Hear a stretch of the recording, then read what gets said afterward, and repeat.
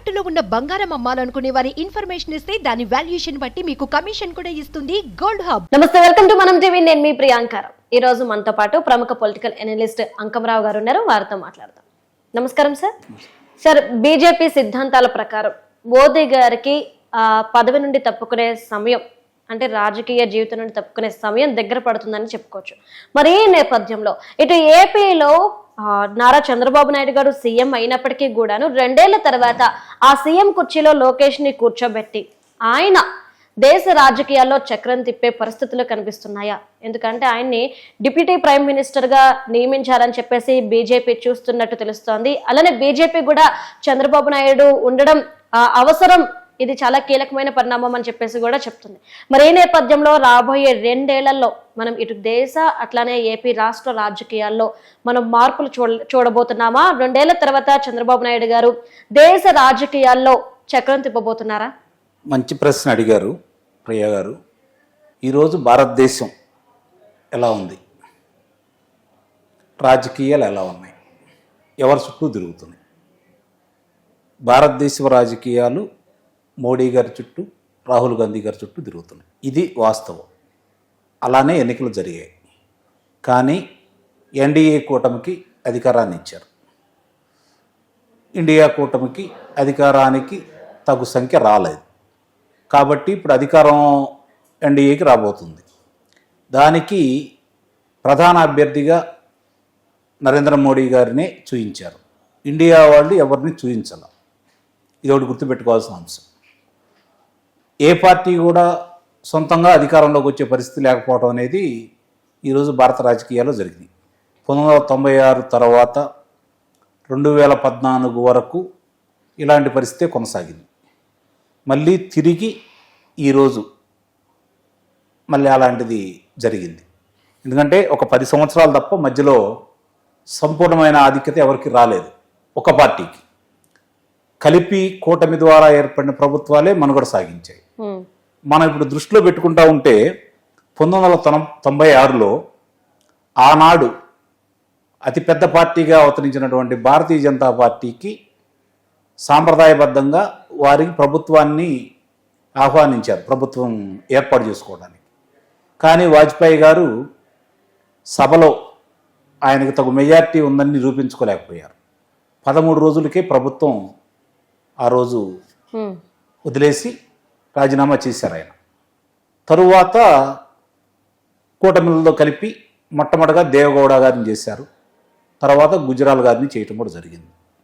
అది ఎక్కువ కాలం మనుగడ సాగించలేదు. మరి 1998లో ప్రభుత్వం ఎన్నికలకు వెళ్ళిన తర్వాత సందర్భంగా ఎన్డీఏ కూటమి అయినటువంటి వాజ్పేయి గారిది ఆ రోజు ప్రభుత్వంలోకి రావటం, దానికి ఆనాడు చంద్రబాబు నాయుడు గారు బేషరతుగా ఆయన మద్దతు తెలిపి ప్రభుత్వాన్ని నిలబెట్టడం కూడా మనం చూసాం. ఇవన్నీ కూడా జరుగుతున్న పరిణామాలన్నీ కనుక మనం చూసుకుంటూ ఉంటే మళ్ళీ ఇన్నాళ్ళకి, అంటే అది సరైన పద్ధత అనేది నేను చెప్పడం లేదు, కానీ ఇలా రావడం మాత్రం ఆంధ్ర రాష్ట్రానికి ఉపయోగం అని మాత్రం నేను చెప్పగలను.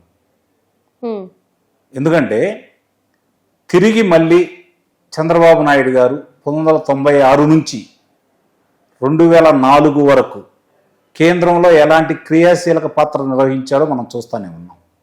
మిత్ర ధర్మాన్ని ఎక్కడా విస్మరించకుండా, గొంతెమ్మ కోరికలు కోరకుండా, పదవుల్ని ఆశించకుండా, రాష్ట్ర ప్రయోజనాలను దృష్టిలో పెట్టుకొని ఏ విధమైన కార్యక్రమాలు నిర్వహించాడో మనం చూస్తూనే ఉన్నాం. మరి అలా చేసిన చంద్రబాబు నాయుడు గారు ఈరోజు ప్రత్యేకంగా వేరే చేస్తారని మనం ఏం భావించాల్సిన పని లేదు కదా. ఆయనకు ముందుగా రాష్ట్రం ముఖ్యం, రాష్ట్ర భవిష్యత్తు ముఖ్యం. మన రాష్ట్రంలో వనరులు కావచ్చు, లేకపోతే సహజ వనరులు కావచ్చు, లేకపోతే పరిశ్రమలు కావచ్చు, రహదారులు కావచ్చు, నీటికి సంబంధించింది కావచ్చు, వీటన్నిటికీ కావలసినటువంటి బడ్జెట్ని కేంద్రం నుంచి తీసుకొని ఎలా పురోగతి సాధించాలనే దాని మీదే ఆయన దృష్టి ఉంటుంది. అట్లాగే దేశానికి ఆంధ్ర రాష్ట్రం తరఫున ఏం అందించాలనే దృష్టి మాత్రమే ఆయనకు ఉంటుంది. ఇప్పుడు మీరు అన్నారు మోడీ గారి గురించి. 2 సార్లు ప్రధానమంత్రిగా అయ్యారు. మొట్టమొదట ఎన్డీఏ కలిసే ఉంది, తెలుగుదేశం పార్టీ 2019లో లేదు. కానీ ఈరోజు మళ్ళీ కలిసి పోటీ చేశారు, అధికారంలోకి వచ్చారు. నిస్సందేహంగా వాళ్ళకి ఎన్ని ఉన్నా కూడా ఈరోజు మోడీ గారి పరిస్థితి ఏంటంటే, వాస్తవం మాట్లాడుకోవాలి అంటే భారతీయ జనతా పార్టీ కాకుండా దానికి అనుబంధంగా ఉండవాళ్ళని మిగిలిన వాళ్ళను కూడా నేను చెప్పినట్టు మీరు వినండి, మీరు నాకు సలహాలు ఇవ్వద్దనే స్థాయిలోనే వాళ్ళ పరిపాలన సాగింది. ఎలాంటి సందేహం కూడా ఏం లేదు అందుట్లో. ఈరోజు మనం పోడుకోవాల్సిన అవసరం లేదు, విమర్శించుకోవాల్సిన అవసరం లేదు, ఇది వాస్తవం. కానీ ఈరోజు పరిస్థితి వేరు. ఆ రోజు వాజ్పేయి గారు కాబట్టి సమన్వయంతో ముందుకు తీసుకెళ్ళగలిగారు. మరి ఈరోజు మోడీ గారు ఎలా తీసుకెళ్తారనే దాని మీద కూడా ఆధారపడి ఉంది. సహజంగానే మీరు అన్నట్టు వాళ్ళ సిద్ధాంతం ప్రకారం కొన్ని రోజుల తర్వాత మోడీ గారు తప్పుకొని వేరే వాళ్ళకి పదవి ఇచ్చే ఆలోచన మీరు చెబుతున్నారు. నాకు తెలిసినంత వరకు అలా జరుగుతుందని అయితే నేనైతే భావించట్లేదు. ఎందుకంటే ఆ పార్టీని ఒక రకంగా కబళించేశారు. మోడీ గారు, అమిత్ షా గారు ఇద్దరు కూడా ఆ పార్టీని కబళించేశారు. అందుట్లో ఎలాంటి సందేహం కూడా లేదు. ఆ పరిస్థితుల్లో ఈరోజు ఆయన్ని కాదని ఒకవేళ వాళ్ళ సిద్ధాంతాలు ఉన్నా కూడా వాటిని మార్చేయగల శక్తి మోడీ గారికి ఉంది. ఇప్పుడు మిగిలిన వాళ్ళ సహకారం ఎలా ఉంటుంది అనే దాని మీదే, వాళ్ళతోటి ఆయన ఎట్లా ప్రయాణం చేయగలుగుతారనే దాని మీదే ఈ పార్టీ ఇప్పుడు ప్రభుత్వం భవిష్యత్తు ఆధారపడి ఉంటుంది. అందుకోసమే ఈరోజు చంద్రబాబు నాయుడు గారి అవసరం ఆయన గుర్తొచ్చింది, భారతీయ జనతా పార్టీ గుర్తొచ్చింది.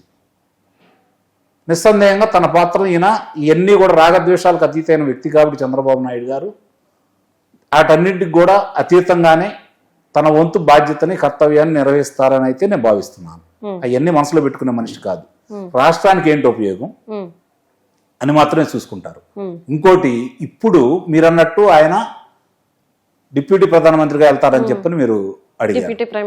అదే డిప్యూటీ ప్రధాన అంటే అదే కదా, డిప్యూటీ ప్రధానమంత్రిగా, ఉప ప్రధానమంత్రిగా వెళ్తారని చెప్పి మీరు అడిగారు.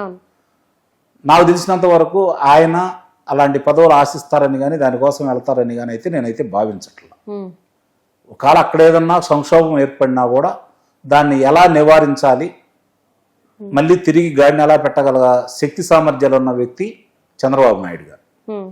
ఇప్పుడు ఆయనకిచ్చే గౌరవాన్ని ఇదే విధంగా కొనసాగిస్తూ ఆయన సేవలు గనక వినియోగించుకుంటే ఈ 5 సంవత్సరాలు కూడా ఈ ప్రభుత్వానికి ఎలాంటి డోకా ఉండదని అయితే నేను భావిస్తున్నాను. కానీ మీరన్నట్టు ఆయన ఉప ప్రధానిగా వెళ్ళే ఆలోచన చేస్తారని కానీ, రాజకీయంగా కొన్ని మార్పులు చేర్పులు జరుగుతాయని కానీ అయితే నేనైతే భావించట్లేదు. ఒకవేళ బీజేపీ పట్టుపట్టి మీ ఐడియాలజీ మాకు కావాలి, మీ నాయకత్వం మాకు కావాలి అంటే ఆ సిచ్యువేషన్స్ లో బాబు గారు ఎలాంటి డెసిషన్ తీసుకుంటారు అనుకోవచ్చు? ఇదే ఆలోచనతో ఉంటారని అయితే నేను భావిస్తున్నాను. ఆయన ఎట్టి పరిస్థితుల్లో కూడా వాళ్ళకి ఏం కావాలో చేసి పెడతాడు. ఓకే, ఆయన వెనుకుండి నడిపిస్తారే గాని ప్రత్యక్షంగా అయితే కేంద్ర రాజకీయాల్లోకి వెళ్ళి మంత్రివర్గంలో చేరి ఉప ప్రధానిగా తీసుకొని పరిపాలనలో పాలు పంచుకుంటారని అయితే మాత్రం నేను భావిస్తాను. Right, thank you so much.